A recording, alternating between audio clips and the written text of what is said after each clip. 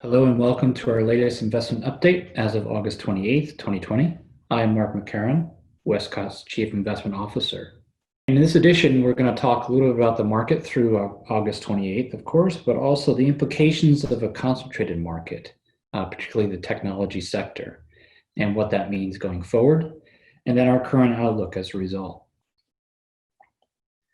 So as usual, we're just going to talk a little bit about some of the key things going on in the economy and the impact on financial markets. I think the big news is that the 2020 US presidential election is beginning to take some shape as the Democratic national conventions and the Republican national conventions have wrapped up. It's our view that as we head toward November, the race is likely to tighten up a little bit, and that could introduce some uncertainty and therefore volatility. So we're very thoughtful about that. The second piece of news is that consumer spending, which is really a key driver of economic growth, continues to recover in July, although it's at a relatively slower pace than it was in May and June. And that's fairly natural. Big jumps in May and June. This is beginning to slow down in terms of increases, but it's still in positive territory.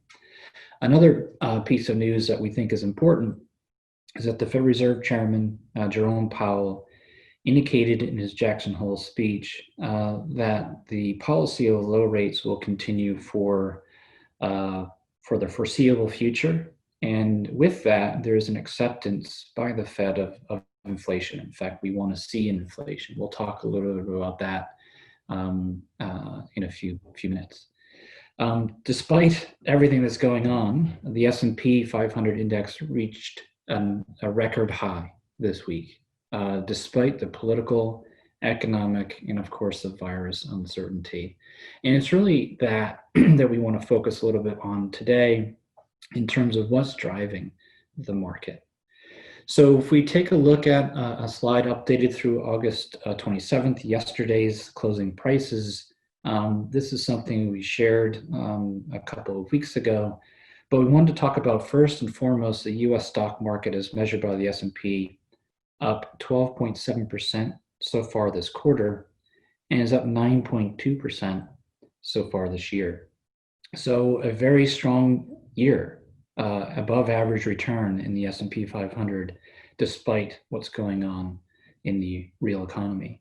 But if you look at this more carefully, we've highlighted this in the past, but if the S&P 500 equal weight index, which is basically the same 500 stocks, but instead of weighted toward the largest companies, you give every company an equal weight, that return is up 9.5% quarter to date, and actually still is down minus 2.3% year to date through yesterday. And it's really this idea of a concentrated market. So on the right-hand side of this chart, we show the return in blue of a quarter to date for the growth index, which is up 17.4%, again, leading markets higher, both in large cap and in small cap. And if you look at the value side of the market, large cap and small cap up 8%, which is a pretty strong quarter, but not as strong as growth yet again. And if you look at a year-to-date basis, the value segment of the market, whether it's large cap down 9.3% or small cap value down 17%, continues to reflect the concerns of an economic recovery and a full return to normalcy. One of the things we did early in March was add a little bit more to client portfolios in some of those growth stocks that were trading at relatively more attractive levels. The NASDAQ 100 is up 44% since March 25th, which is a staggering number, really, and indicates the concentrated nature of this market. In fact, if you look closer, growth stock valuations are getting higher, a bit more stretched. If you look at the 5 tech stocks that are driving the markets, they account for 31% of the S&P 500 gain since March, so a third, roughly, in those 5 stocks. And those 5 tech stocks trade on 40 times earnings, 2020 earnings, so this year earnings, and 32 times 2021 earnings or next year's earnings. And just for a comparison, the overall market trades just over 20 times earnings, which is quite expensive. And value stocks are trading roughly around 15 or 16 times earnings, which is more attractive in our view. And what we've also seen second quarter is that bond markets have weakened. Rising bond yields suggest that the economic conditions are improving. And that is important mainly because the view of the bond market in terms of expectations is often seen in rising bond yields. And we'll talk a little bit about that in the next slide.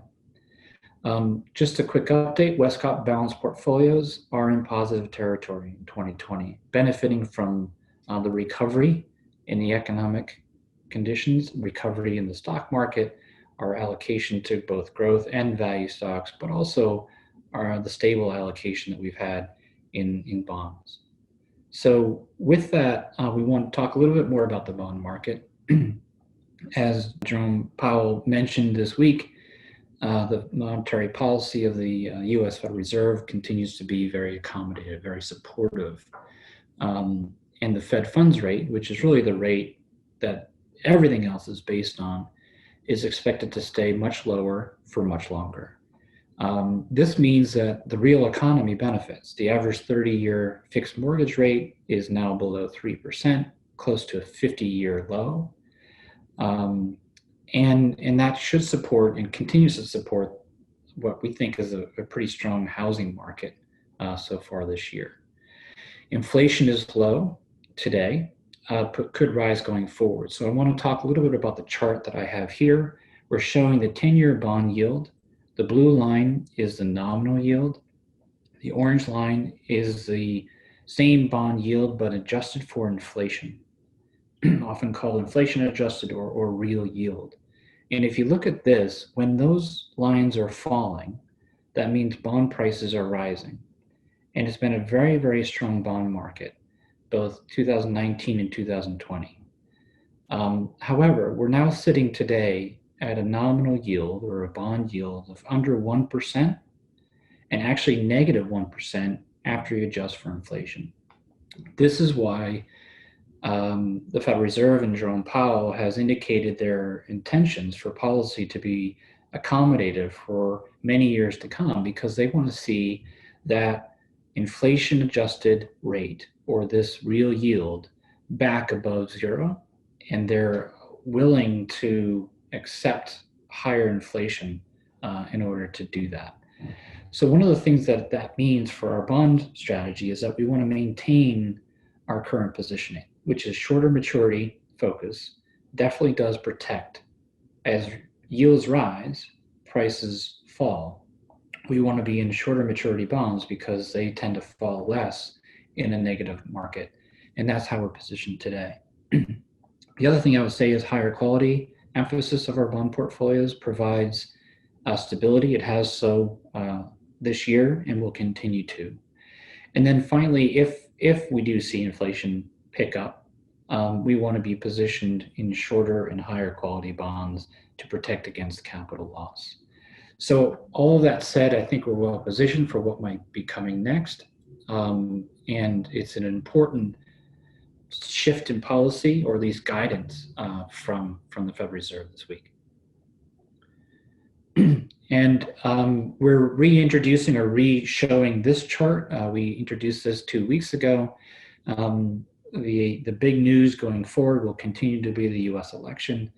And it's really important to re-emphasize that history suggests that no matter which administration's in power, whether it be Democratic or Republican, the stock market tends to be positive territory. That's because the stock market trades on economic policy, trade policy, tax policy, regulatory policy, and all those things are still being, evaluated and looked at by the market. But no matter which administration's in power, we see evidence that keeping investments for the long term has been rewarded. So with that, as usual, we're going to finish up on our outlook. The economic conditions in in the US and globally continue to improve. This is despite the fact that virus case counts increasing, albeit at a lower rate. There is still high unemployment in the US, and there's still quite a lot of uncertainty surrounding additional government stimulus, which is important to keep spending going. The equity market strength that we've seen this year remains concentrated in growth stocks, and we think that valuations are getting a bit stretched there. It's really why we have a portfolio that's broader than that. And finally, we continue to expect what we talked about before, a U-shaped economic recovery, and that should result in a broader market, particularly with economically sensitive sectors, value stocks in particular, participating going forward. So as usual, we want to thank you for joining us and for your continued trust in Wescott. Please don't hesitate to reach out to me or your advisor if you have any questions. Thank you.